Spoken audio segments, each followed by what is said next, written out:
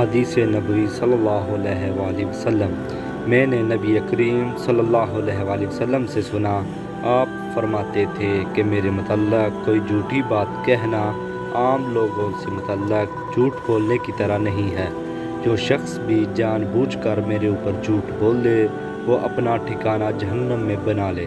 اور میں نے نبی کریم صلی اللہ علیہ وآلہ وسلم سے یہ بھی سنا کہ کسی میت پر اگر نوحہ و ماتم کیا جائے تو اس نوحہ کی وجہ سے بھی اس پر عذاب ہوتا ہے۔